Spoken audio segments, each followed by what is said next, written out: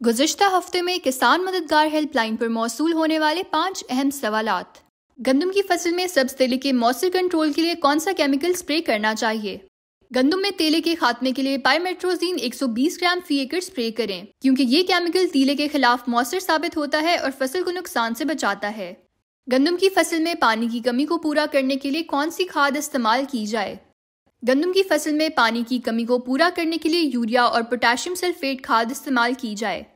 अगर माल्टे के फल काले होकर गिरने लगें तो इसका मौसर हल क्या है?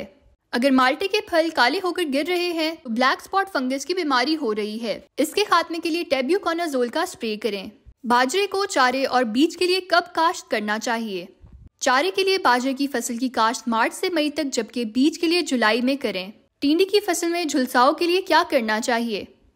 टिंडी की फसल में झुलसाओ आमतौर पर फंगस की वजह से होता है। इसके इंसदाद के लिए मैनकोजिब 2 ग्राम फी लीटर पानी में मिलाकर स्प्रे करें। मजीद रहनुमाई के लिए किसान मददगार हेल्पलाइन पर राब्ता करें। शुक्रिया।